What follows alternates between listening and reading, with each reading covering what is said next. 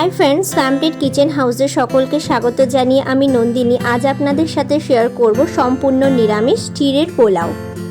এই রেসিপিটি আপনারা সকালের জলখাবার বা বিকেলের জলখাবার হিসেবেও ব্যবহার করতে পারেন। খুব তাড়াতাড়ি চটজলদি এই রেসিপিটি তৈরি করে নেওয়া যায়। আজকের এই রেসিপিটি যদি ভালো লেগে থাকে আমার চ্যানেলকে সাবস্ক্রাইব করে আমার পাশে থাকার অনুরোধ রইল আপনাদের সকলের কাছে। আর পাশে থাকা বেল আইকনটি প্রেস করে দেবেন নতুন নতুন রেসিপির আপডেট যাতে সবার আগে আপনাদের কাছে পৌঁছে যায় সেই জন্য। তবে চলুন রান্নাটা শুরু করা যাক। আমি এখানে 500 গ্রাম মোটা দানা চিড়ে নিয়ে নিয়েছি। এখানে কিন্তু একটু মোটা দানা চিড়েই নিতে হবে, একদম পাতলা নিলে কিন্তু চিড়ের পোলাও ঝরঝরে হবে না। চিড়েটাকে প্রথমেই ভালোভাবে বেছে নিতে হবে, তারপর জলে একবার ধুয়েই সঙ্গে সঙ্গে জল চিপড়ে তুলে নিতে হবে। দেখুন আমি জল চিপড়ে তুলে একটা ঝাঁঝরি থালায় ভালোভাবে পাতিয়ে দিয়েছি এবং চিড়েগুলো কিন্তু 2-3 মিনিট পরে এরকম ঝরঝরে হয়ে যাবে। জলে একবার ধুয়েই তুলে নিতে হবে, বেশিক্ষণ জলে ভিজিয়ে রাখা চলবে না। এদিকে আমি কড়াইতে সাদা তেল গরম হতে বসিয়ে দিয়েছিলাম। তেল ভালোভাবে গরম হয়ে গেছে। এবার আমি এর মধ্যে দিয়ে দিচ্ছি কিছু চীনা বাদাম। এবার চীনা বাদামকে একটু ভালো করে ভাজা ভাজা করে নেব। 1-2 মিনিট নাড়াচাড়া করলেই কিন্তু বাদামটা ভালোভাবে ভাজা হয়ে যাবে। বাদাম ভাজা হয়ে গেছে, বাদামগুলো তুলে নেব। ওই তেলেই দিয়ে দিচ্ছি কিছু কিশমিশ। কিশমিশটাকেও হালকা নাড়াচাড়া করে ভেজে নেব।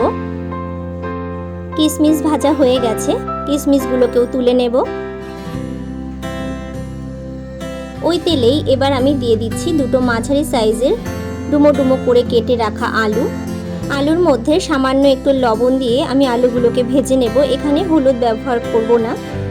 আলুগুলো ভেজে নেওয়া হয়ে গেছে, এবার আলুগুলোকেও তুলে নেব। আমি এখানে সবজিগুলো আলাদা আলাদাভাবে ভেজে তুলে নিচ্ছি, আপনারা চাইলে একবারেও ভেজে নিতে পারেন। এবার আমি এর মধ্যে দিয়ে দিচ্ছি কিছু পরিমাণ গাজর কুচি। এবার গাজরগুলোকেও সামান্য একটু লবণ দিয়ে ভাজা ভাজা করে নেব। গাজর ভেজে নেওয়া হয়ে গেছে, এবার আমি গাজরগুলো তুলে নেব।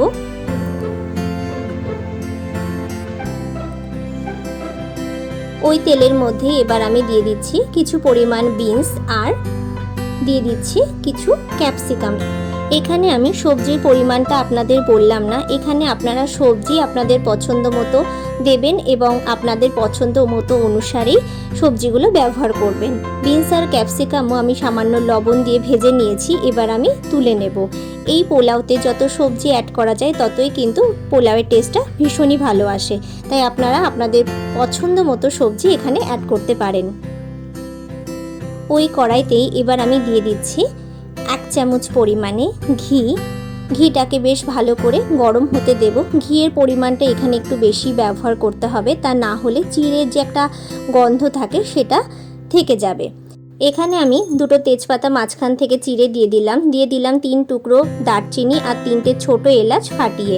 ভালোভাবে ফোড়নটাকে একটু হতে দেব। ফোড়নটা একটু হয়ে আসলে আমি এর মধ্যে 3টে কাঁচা লঙ্কা চিড়ে দিয়ে দিলাম।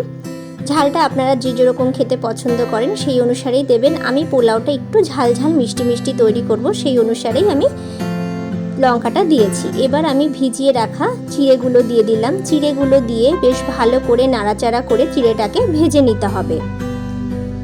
ভালোভাবে চিড়েটাকে হালকা ভেজে নেওয়ার পর ভেজে রাখা সবজিগুলো দিয়ে দিলাম। এবার সবজির সাথেও চিড়েটাকে বেশ ভালো করে নাড়াচাড়া করে মিশিয়ে নেব। এই সময় গ্যাসের ফ্লেমটাকে মিডিয়াম টু লোতে রেখে মিশিয়ে নিতে পারেন, আবার হাইতে রেখেও মিশিয়ে নিতে পারেন, যেটা আপনাদের সুবিধা সেইভাবেই গ্যাসের ফ্লেমটাকে অ্যাডজাস্ট করে নেবেন। এবার আমি এর মধ্যে দিয়ে দিলাম আরও 1 চামচ ঘি, 3 চামচ মতো চিনি।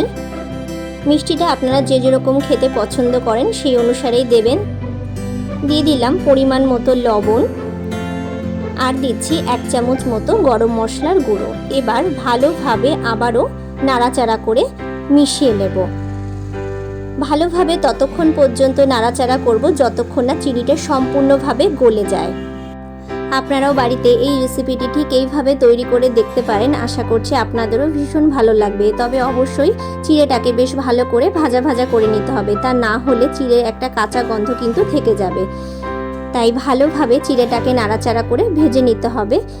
চিড়েটাকে ঝরঝরে রাখার জন্য চিড়েটাকে একবার জলে ধুয়ে পর সঙ্গে সঙ্গে তুলে নিতে হবে, আর ভালোভাবে জল ঝরিয়েই তুলতে হবে এবং তুলে নিয়ে সেটাকে কোনো ঝাঁঝরি থালা বা ছেঁকনিতে ভালোভাবে পাতিয়ে দিতে হবে, যাতে চিড়ের থেকে এক্সট্রা জল বেরিয়ে যায় এবং চিড়েটা যতটা জল শুষে নেওয়ার ততটা জল নিয়ে চিড়েটা ফুলে ঝরঝরে হয়ে যায়।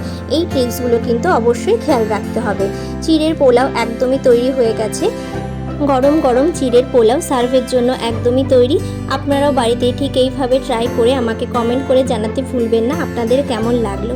আজকের এই রেসিপিটি যদি ভালো লেগে থাকে লাইক করবেন, শেয়ার করবেন। সবাই ভালো থাকুন, সুস্থ থাকুন। ভিডিওটি শেষ পর্যন্ত দেখার জন্য অসংখ্য ধন্যবাদ।